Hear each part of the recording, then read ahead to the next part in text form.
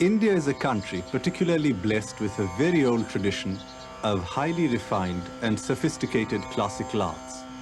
Perhaps foremost among these is the Kirana style of North Indian classical raga singing, a style that has been handed down directly from guru to disciple for at least 700 years, and whose last living master is Pandith Pran Nath.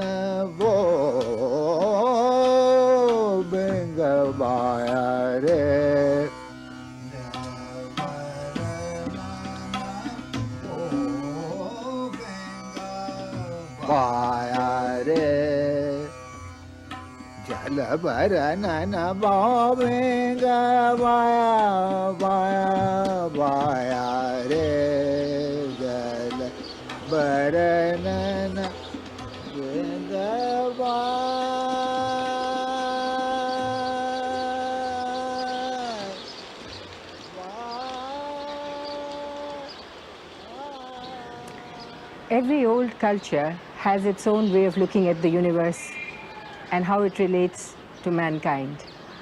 And at the heart of this view of the world is the way it expresses itself in the arts. And still going deeper, I think it is music which sums up the whole soul of a culture. And Indian music is one of the most precious gifts that India has given to the world. And in my lifetime, I never really believed that it would be known in a deep sense outside India. The person who has made this possible is Pandith Pran Nath. After beginning his formal training in the Kirana style as a youth, he soon discovered nature as a source of inspiration. He was especially attracted to the singing of birds. In later years, he would spend long hours from dawn to dusk at the shore of the Yamuna River in Delhi, listening to the birds and practicing.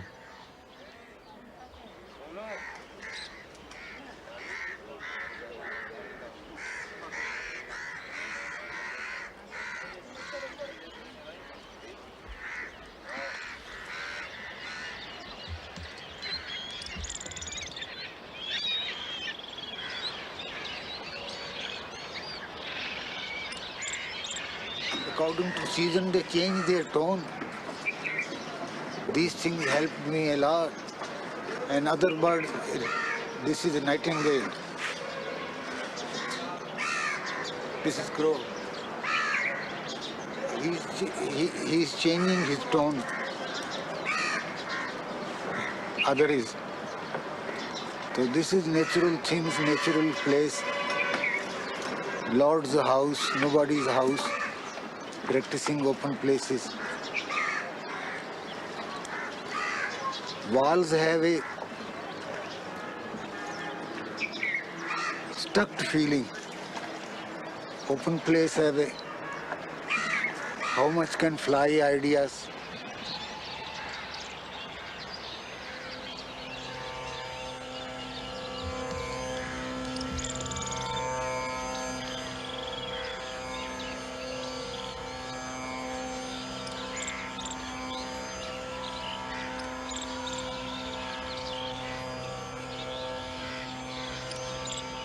When I met Guruji, of course, the first thing in hearing him sing, you can't help but be very deeply moved and feel like you've come in contact with a very old soul, something that's very ancient and what people associate with the ancient wisdom of India, the Vedas, the Puranas, these texts. And course, that attracted me on an abstract level. And even though I was considered an accomplished musician in Western classical music, I had not really the ability, the hearing ability to grasp at that time what he was really doing, except that I was moved by the sound. I didn't know what it was within the sound that was actually moving me till after I'd studied with him for a while. And even now, I mean, I've been with Guruji for 15 years, and I still feel like it's trying to, when he sings and we try to copy what he does, it's like trying to copy smoke. It's no shape and it's every shape.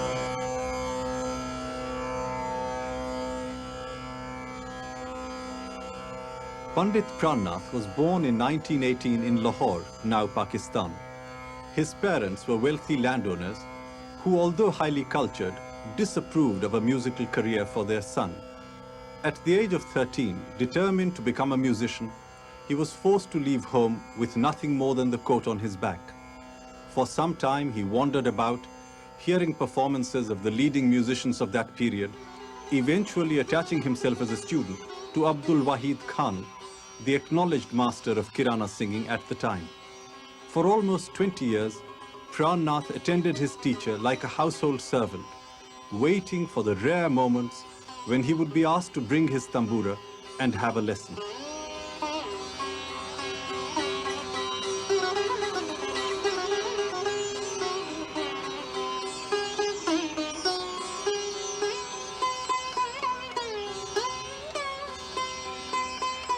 Music is an instrument of worship.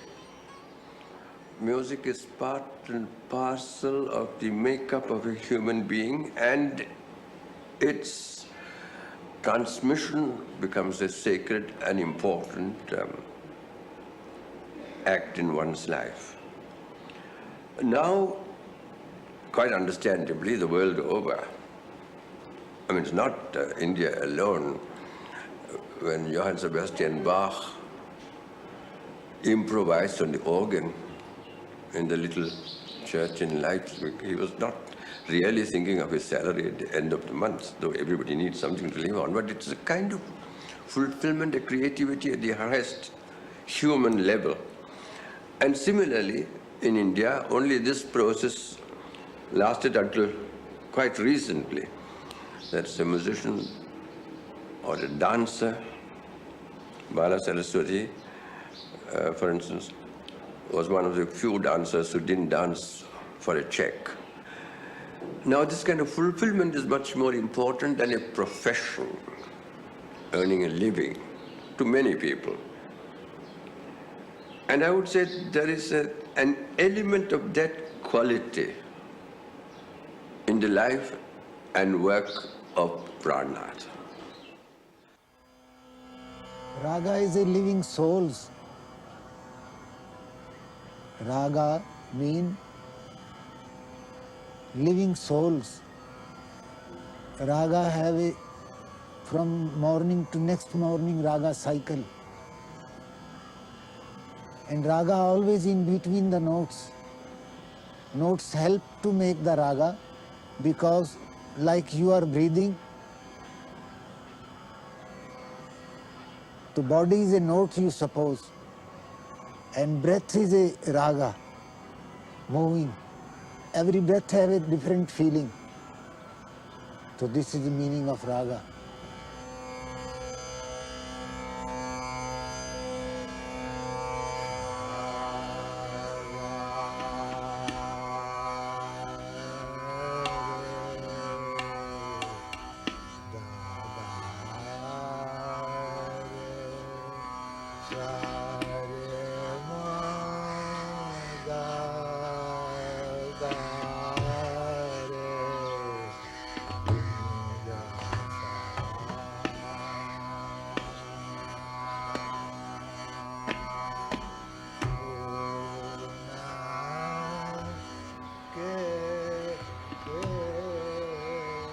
At the urging of his teacher, Abdul Wahid Khan, Pran Nath auditioned to sing over All India Radio in Delhi, and at the age of 18 was accepted. He became a regular performer there for over 30 years. he was able to earn enough money in one day's work to support himself for 6 months. It was through these radio broadcasts and his position on the faculty of Delhi University that he gained enormous stature and influence throughout India as a singer in the Kirana style.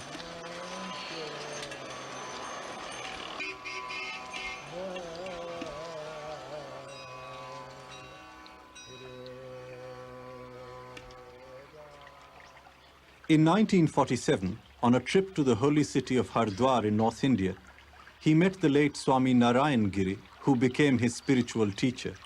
He persuaded Pran Nath to separate himself from the urban turmoil of Delhi and take refuge in the nearby Tapakeshwar caves, where he spent the next 5 years.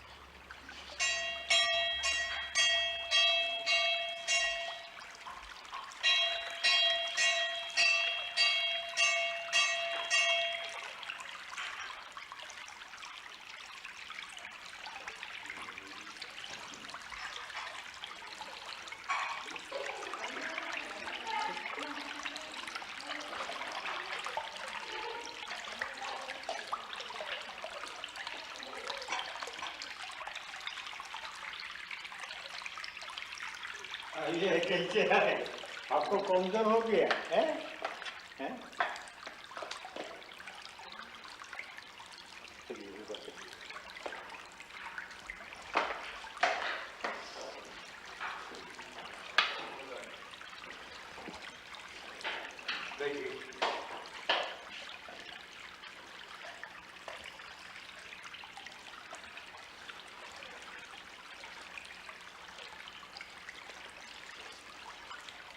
इधर इधर नहीं आपका यहाँ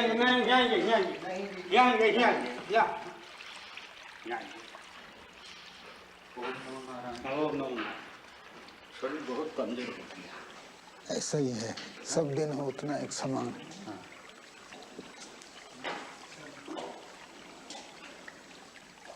ये टेरी Rilee हैं, बड़े भारी संगीतकार हैं। ये शब्द खान हैं, श्री कृष्णा जी हैं, कृष्णा भट्ट, बड़े अच्छे सितार बजाते हैं, गाते हैं। ये सब लोग, कृष्णा जी भी अमेरिका में रहते हैं। हाँ। Without spiritual help music don't give effect. Music will be music, but some special effect making.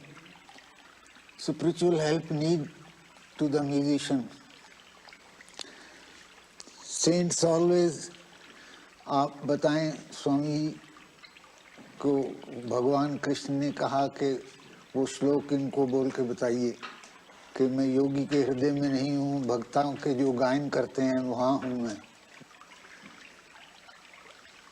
भगवान श्री कृष्ण ये नहीं देखते कि तुम्हारे धर्म कर्म ये नहीं देखते, वो देखते वास्तव प्रेम और भक्ति। So Swamiji would say, this place.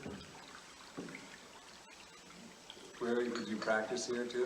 Practice other side sometime, outer side you saw that place. And sometime in the stream, and there is a vine big cross the stream. This is a Tamura, no Tamura was here. Tamura is a sound of this creek.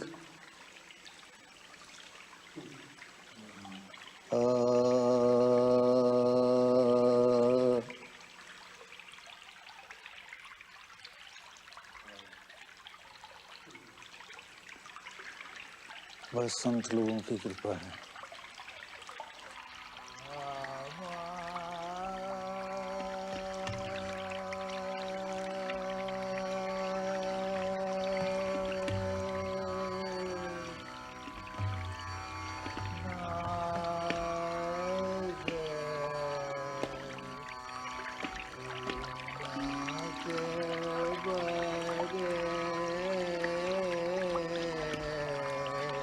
Abdul Wahid Khan Sahib, Chishti Sabri, who was his musical guru, came here one time and said, you can't be sitting here like this, you have to go out into the world. You're going to carry this music even across the ocean, and told him that he would travel and be the main person to represent his music. So he told him to get married and to go into the world. So this, an order from your guru here is an order. I mean, you can't break it, or you would lose all the powers that have been, and all the initiations and empowerments that you'd been given. So Guruji immediately obeyed the order and got married and tried to become a householder and still be a musician.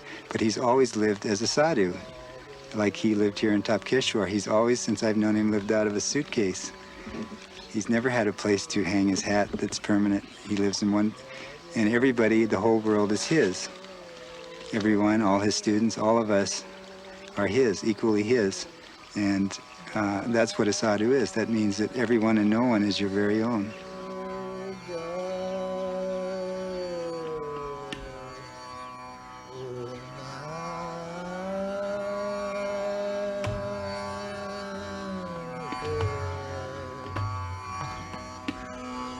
By the late 1960s, many people in the West had begun to look to the ancient Eastern cultures for sources of both spiritual and aesthetic inspiration. The avant-garde American composers Terry Riley and Lamont Young had long been attracted to the sound of Indian classical music. In 1967, Young and his wife, the artist Marian Zazila, heard a tape of the singing of Pandith Pran Nath and were deeply moved. In 1970, they arranged for him to make his first trip to the West to perform his music. We didn't particularly intend to become his disciples. We just were interested in bringing him here to share this experience with people. But we found ourselves attracted to him like iron filings to a magnet, so that it became essentially a force that was much more powerful than any of us or him, in that we found ourselves drawn together, and he insisted that we become his disciples in order to study. When you study with him, when you are a disciple and you experience this tremendous bond, this shared feeling of being part of this great tradition, he opens up to you, and he's like a channel to his tradition going back so many thousands of years. One of the reasons that Indian classical music is such a strong, powerful tradition today is that it has been handed down from guru to disciple for perhaps thousands of years. Every aspect of the music is taught on a personal level. The feeling of the particular raga, the subtleties of how to move from one note to another in the melody of the raga. Each of the elements are given directly as part of the oral tradition. It's totally different from what we have in the West, where you have a page of music with little black spots on it that are expected to convey all of these same elements.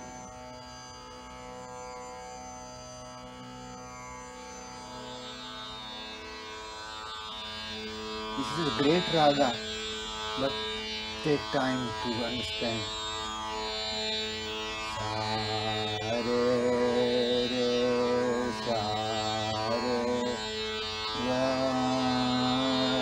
re re. Listen to each other and sing.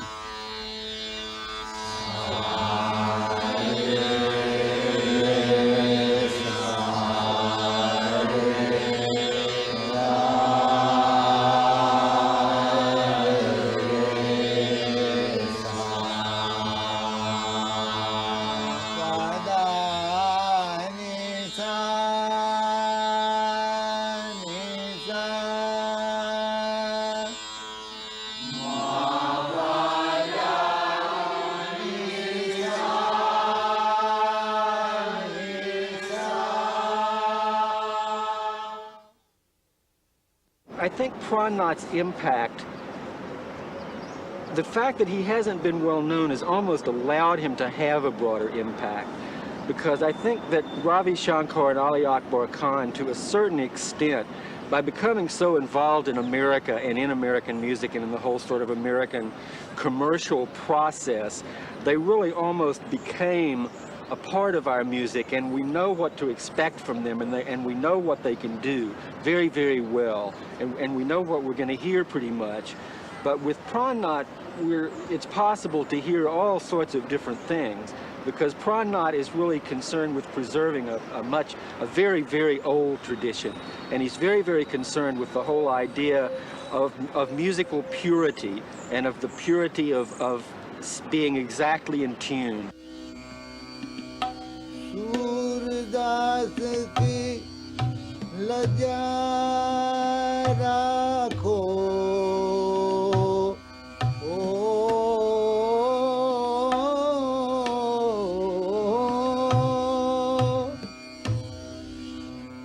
लज्जा राखो अब को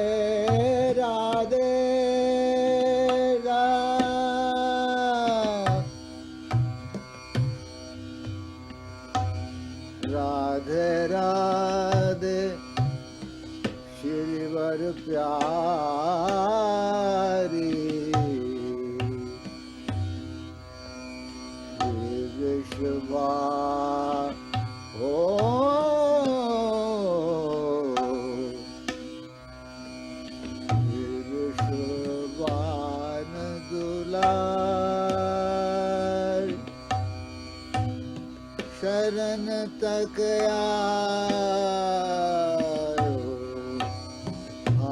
आयो तुम्हारी अब के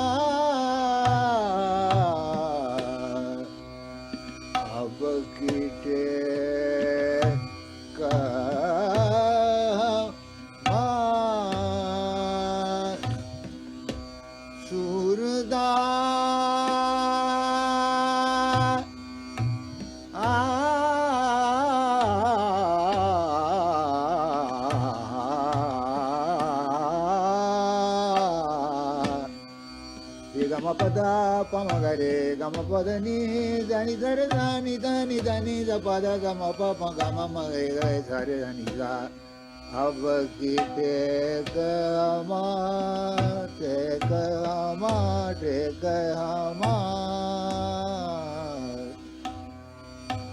लाज राखो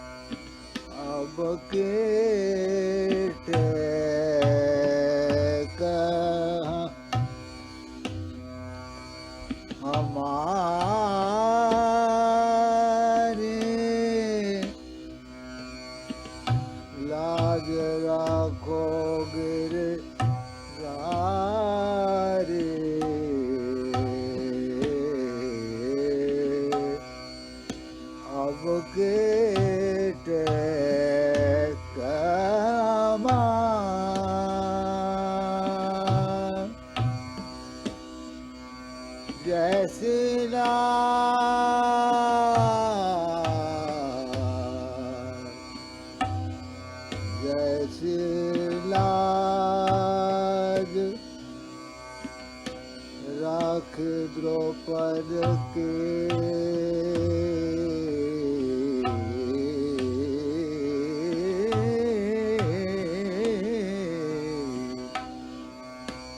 होने न देने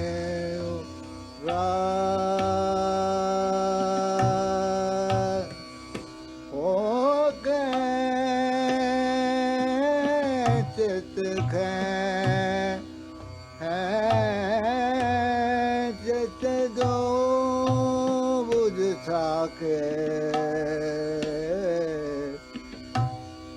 शासन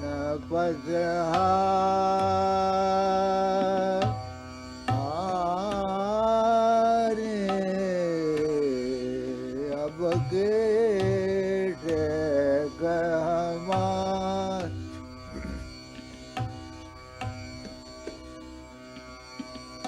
जैसी लाज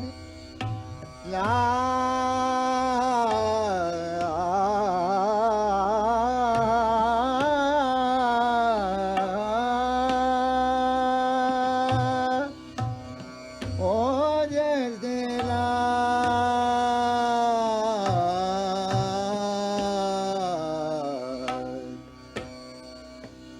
जैसी लाज राखी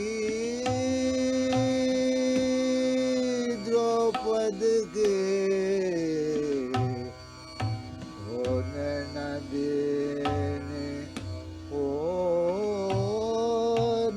न देने होने न देने गा